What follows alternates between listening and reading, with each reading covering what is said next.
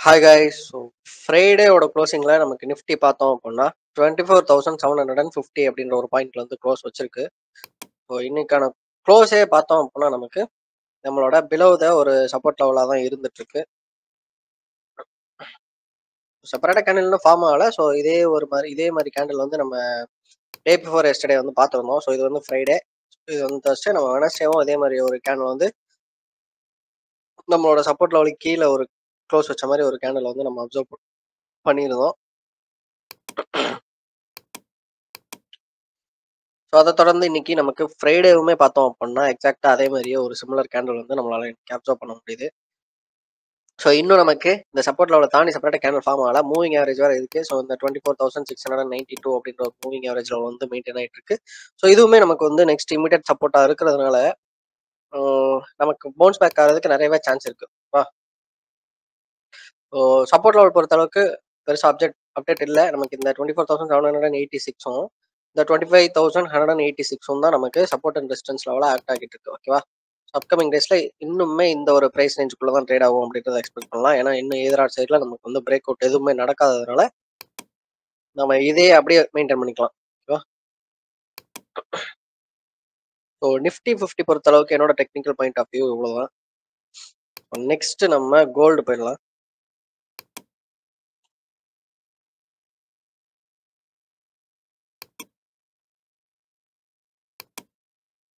Gold பார்த்தோம் அப்படின்னா நமக்கு அந்த 20 டே மூவிங் ஆவரேஜ்ல தான் நமக்கு வந்து சுத்திட்டே இருக்கு. பெரிய அளவு நமக்கு மூவ்மெண்ட் எதுவும் இல்லை. ஒரே மாதிரி கேண்டல் தான். சின்னதா நம்ம ஷார்ட் டேர்ம்ல பார்த்தோம் அப்படின்னா இப்போ நான் யூஸ் பண்றது ஒன் டே டைம் ஃப்ரேமா. இன்னும் ஷார்ட் டேர்ம்ல பார்த்தோம் அப்படின்னா நமக்கு சின்னதா சைட்வேஸ் தெரியும். ஷார்ட்டர் டைம் ஃப்ரேம்ல போனோம் அப்படின்னா சைட்வேஸ் மூவ்மெண்ட் மாதிரி தெரியும் இந்த இடத்துல.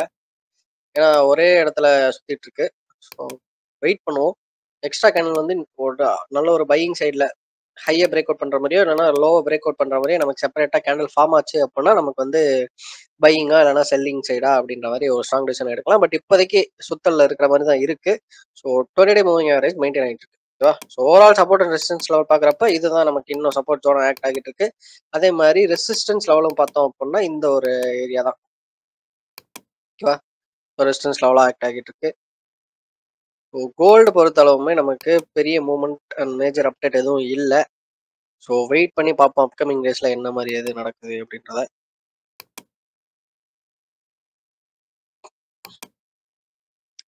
ஸோ நிஃப்டி 50ல உள்ள டாப் கெய்னிங் லிஸ்ட் எடுத்து பார்த்துடலாம். ஃப்ரைடேவோட ட்ரேடிங் செஷன் முடிவில் நமக்கு இட்டர்னல், அதாவது ஜொமேட்டோ, அது வந்து நமக்கு 4.98% வந்து ரிட்டர்ன் கொடுத்துருக்கு. ஸோ நல்ல ஒரு பர்சன்டேஜ். எஸ், நம்மளோட ரெசிஸ்டன்ஸ் லெவல் பார்த்தோம் அப்படின்னா இந்த 240 அப்படின்ற ஒரு லெவல் வந்து மெயின்டைன் ஆகிட்டே இருக்கு. ஸோ ஸ்க்ரீன்ஷாட் எடுத்து நான் சேனலில் அப்டேட் பண்ணுறேன். 240 வந்து நமக்கு இன்னுமே ஸ்ட்ராங்கான ஒரு சப்போர்ட் லெவல் ஆக்ட் ஆகிட்டு இருக்கு. ஏன்னா இந்த இடத்துல பார்க்க முடியுது நம்மளால நல்ல ஒரு செல்லிங் சைடு வந்து கேண்டில் ஸ்டிக்ல நமக்கு தெளிவாக தெரியுது. ஓகேவா? நம்மளால அப்சர்வ் பண்ண முடியுது. ஸோ அப்கமிங் டேஸ்ல இந்த 240 நமக்கு வந்து பிரேக் பண்ணணும். பிரேக் பண்ணி செப்பரேட்டாக கேண்டில் ஃபார்ம் பண்ணணும். அதுக்கப்புறம் தான் நம்ம என்ன பண்ண முடியும் அப்படின்னா இந்த ஒரு ரெட் கலர் ஏரியா நான் வச்சிருக்கேன் இல்லையா? ஸோ இந்த ஒரு ஏரியாவை நம்மளால டார்கெட்டை வச்சுட்டு ஹோல்ட் பண்ண முடியும். ஓகேவா? அது வரை நம்ம என்ன பண்ணணும் அப்படின்னா இந்த 240 அப்படின்ற ஒரு ப்ரைஸை தாண்டி செப்பரேட்டா கேண்டில் ஃபார்ம் வர்றதுக்கு நம்ம வெயிட் பண்ணி தான் ஆகணும். ஓகேவா?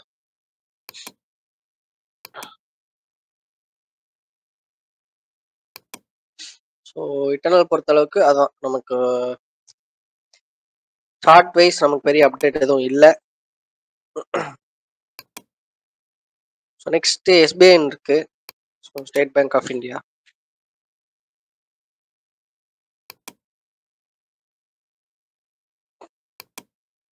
எஸ்பிஎனுக்கு வந்து நமக்கு 792 வந்து நமக்கு ஒரு ரெசிஸ்டன்ஸ் லெவலில் இருந்துட்டு இருந்திருக்கு. இப்போ அதை தாண்டி நமக்கு ஒரு ஸ்ட்ராங்கான ஒரு பையிங் கேண்டில் வந்திருக்கு. அப்கமிங் டேஸ்ல என்ன பண்ணலாம் அப்படின்னா இந்த 830 அப்படின்ற ஒரு ப்ரைஸை தாராளமாக எக்ஸ்பெக்ட் பண்ணலாம். ஏன்னா ப்ரீவியஸ் ஹையுமே நமக்கு பிரேக் அவுட் பண்ணியிருக்கு. பட் இருந்தாலும் இந்த பிரேக் அவுட் வந்து நம்மளால 100% எடுத்துக்க முடியாது. இன்னொரு செப்பரேட்டாக கேண்டில் ஃபார்ம் ஆகணும். ஒரு இந்த லைன் டச் பண்ணுற மாதிரியாவது நமக்கு வந்து ஒரு புல்லிஷ் கேண்டில் வந்து ஃபார்ம் ஆகணும். அதுக்கப்புறம் கன்சிடர் பண்ணலாம். அப்படி இல்லைன்னா செப்பரேட்டாக கேண்டில் ஃபார்ம் ஆகணும். அப்போ தான் 830 ரீச் பண்ணும். ஓகேவா? ஸோ பெரிய ஸ்ட்ராங் பையிங் சைடு அந்த மாதிரி எதுவும் தெரில. ஹெச்டிஎஃப்சி பேங்க் இருக்கு. பட் பெர்சன்டேஜ் வைஸ் ரொம்ப கம்மி. ஸ்ட்ராங்கான ஒரு பிரேக் அவுட்க்கு அப்புறம் நமக்கு நல்ல ஒரு அப் மூவ் கொடுத்துருக்கு. ஸோ நம்ம நிறைய இடத்துல பையிங் சைடு வந்து இண்டிகேட் பண்ணியிருப்போம். நம்மளோட ரொம்ப ப்ரீவியஸ் வீடியோஸ்லாம் எடுத்து பார்த்தோம் அப்படின்னா, இந்த சார்ட் லெவல்ஸ் இங்கே இருக்கிறப்ப நம்ம வந்து அனாலிசிஸ் பண்ணிட்டு இருந்தோம். நல்ல ஒரு சூப்பரான ப்ராஃபிட்ல இருக்கு நம்மளோட போர்ட்ஃபோலியோல HDFC பேங்க் பார்த்தோம் அப்படின்னா. ஸோ அதே மாதிரி இந்த இடத்துல பார்த்தோம் அப்படின்னா நமக்கு நல்லாவே ப்ரைஸ் வந்து அக்யூமுலேட் ஆகிட்டு இருக்கிற மாதிரி இருக்கு. ஒன்னு எய்தர் ஆர் சைடில் நமக்கு வந்து கன்சாலிடேஷனுக்கு அப்புறம் பிரேக் அவுட் வந்து நடக்கணும். ஓகேவா? ஸோ இந்த ரெண்டு பக்கத்துல ஏதாவது ஒரு பக்கம் நமக்கு கேண்டில் வந்து ஃபார்ம் ஆகணும், பிரேக் அவுட் கேண்டில் வந்து. அதுக்கப்புறம் தான் நம்மளால டிசைட் பண்ண முடியும் மேலே போகுமா இல்லை கீழே போகிறோமா அப்படின்றத. ஸோ இப்போதைக்கு ஒரு சின்னதாக ஒரு சைட்வேஸ்ல இருக்கு. ஸோ இப்போதைக்கு பை பண்ணணும்னு நினைக்கிறவங்க சின்ன குவான்டிட்டியை மட்டும் பை பண்றது நல்லது. பட் டவுன் சைட்ல போச்சுன்னா லாஸ் கண்டிப்பா வரும். ஓகேவா?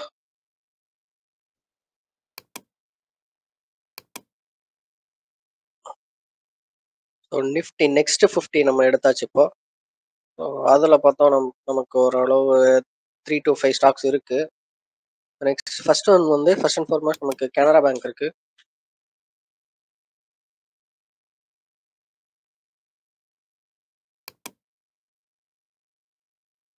ஒரு ஸ்ட்ராங்கான ஒரு பிரேக் அவுட் கொடுத்துருக்கு. ஸோ நம்ம ரீசெண்டாக பார்த்துருந்தோம்னு நினைக்கிறேன். ஸோ நல்ல ஒரு செப்பரேட்டாக கேண்டில் ஃபார்ம் ஆகியிருக்கு இந்த இடத்துல. ஸோ இதுக்கப்புறமும் நமக்கு டார்கெட் ஹிட் ஆகிருச்சு.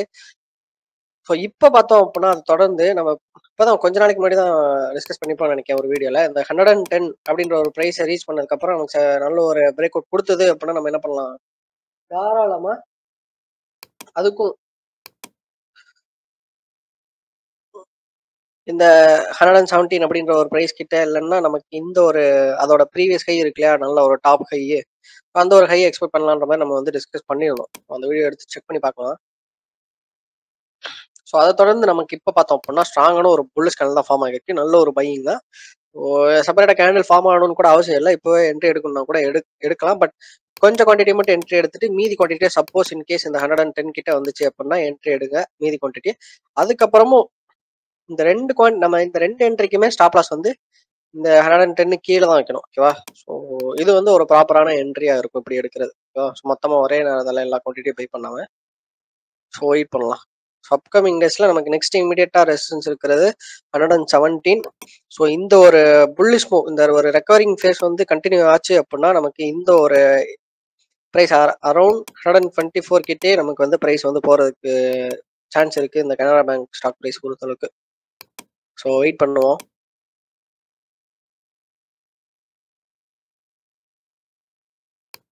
கனரா பேங்க்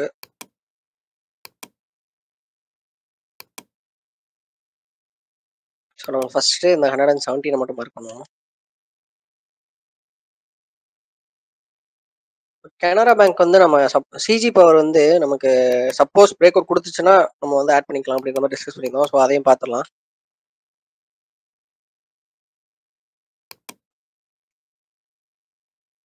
இன்னும் இல்லை. ஸோ வெயிட் பண்ணலாம். ஸோ பிஎன்பி இருக்கு நமக்கு நெக்ஸ்ட்.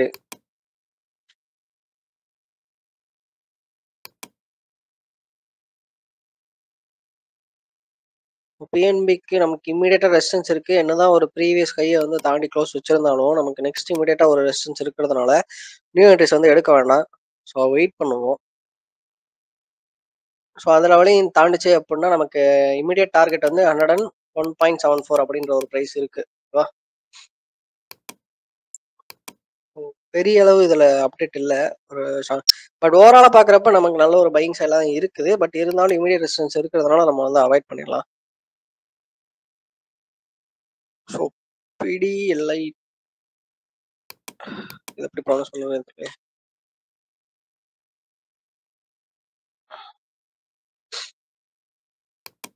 பிடிலைட் இண்டஸ்ட்ரீஸ் நினைக்கிறேன். ஆல்ரெடி ப்ரீவியஸா நமக்கு வந்து நல்ல ஒரு டார்கெட் ஹிட் வந்து கொடுத்துருக்கு. ஸோ இப்போவுமே நமக்கு ஸ்ட்ராங்கான ஒரு பையிங் சைடாக தான் இருக்குது. அப்கமிங் டேஸில் இந்த 3200 அபோவில் ஸோ இந்த 3200 அபோவில் நம்மளால் டார்கெட் செட் பண்ணுறதுக்கு நிறைய ஒரு பாசிபிலிட்டி இருக்குது. ஏன்னா இந்த இடத்துலையுமே நமக்கு பெருசாக ஒரு ரெசிஸ்டன்ஸ் எதுவுமே இல்லை இந்த ஒரு ஏரியாவில்.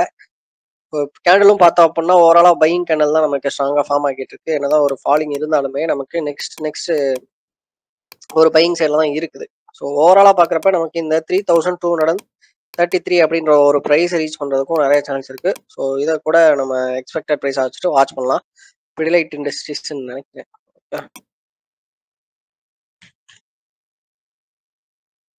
பட் மூவிங் ஆவரேஜ் டச் பண்ணிருக்கு, அது ஒரு நெகட்டிவா இருக்கு. ஸோ அந்த 20 டே மூவிங் ஆவரேஜ் தாண்டி செப்பரேட்டா கேண்டில் ஃபார்ம் பண்ணதுக்கு அப்புறம் கூட நம்ம என்ட்ரி எடுக்கலாம் அவசரப்படாம. 3233.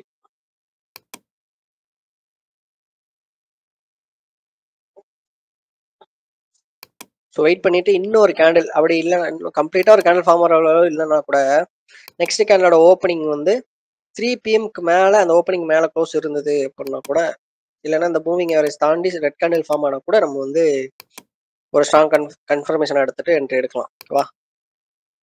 ஸோ நெக்ஸ்ட் பேங்க் பரோடா இருக்கு.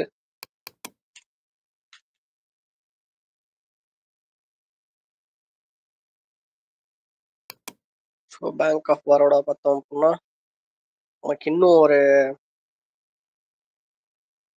டார்கெட் லெவலில் ரீச் பண்ணல. ஸோ அந்த 264 அப்படின்ற ஒரு ப்ரைஸ் இருக்கு. ஸோ அதை நோக்கி தான் நமக்கு மூவ் ஆகிட்டு இருக்கு. ஸோ வெயிட் பண்ணி பார்ப்போம் அப்கமிங் டேஸ்ல இந்த ப்ரைஸ் ரீச் பண்ணுதா அப்படின்ட்டு. இது வந்து அந்த குளோபல் மார்க்கெட் இம்பாக்ட்னால ஒரு பெரிய ஒரு ரெட் கேண்டில் வந்திருக்கு.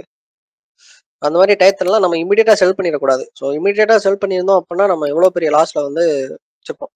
ஒரு 3 to 4 டேஸ்க்கு அப்புறம் நமக்கு வந்து எப்படி இருக்கு, அது 3 to 4 டேஸ்க்கு அப்புறம் தான் நமக்கு என்ன தெரியும் அப்படின்னா ஒரு ஸ்டேபிளா இருக்கிற மாதிரி தெரியும். அதுக்கப்புறம் தான் டிசிஷன் எடுக்கிறதுக்கு வந்து கரெக்டா இருக்கும். ஸோ அந்த மாதிரி நெகட்டிவ் நியூஸ்ல குளோபல் மார்க்கெட் வந்து டக்குன்னு ரியாக்ட் ஆகுது அப்படின்னா நம்ம உடனே ஸ்டாக்கை வித்துட்டு வெளியே வந்துடக்கூடாது பேனிக்ல.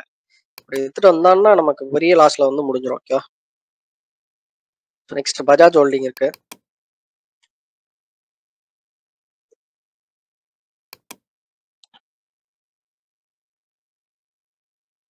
பஜாஜ் ஹோல்டிங் பார்த்தோம் அப்படின்னா ஓவராலா நமக்கு வந்து பிரேக் அவுட் தான், ஒரு ஸ்ட்ராங்கான ஒரு பிரேக் அவுட். இந்த 12,873 அப்படின்ற ஒரு ப்ரைஸ் பார்த்தோம் அப்படின்னா நமக்கு ஒரு ஸ்ட்ராங்கான ஒரு ரெசிஸ்டன்ஸ் லெவல். ஸோ அந்த ரெசிஸ்டன்ஸ் லெவலில் தான் ரீசன்ட் டேஸ்ல பிரேக் அவுட் பண்ணிருச்சு. பிரேக் அவுட் பண்ணதும் இல்லாமல் ஒரு ஸ்ட்ராங்கான பிரேக் அவுட் கன்ஃபர்மேஷனா ஒரு ரீடெஸ்ட் வந்து ஒரு நல்ல ஒரு ரெட் கேண்டில் வந்து கிடைச்சிருக்கு. ஸோ இந்த இடத்துல பார்க்க முடியுது இல்லையா?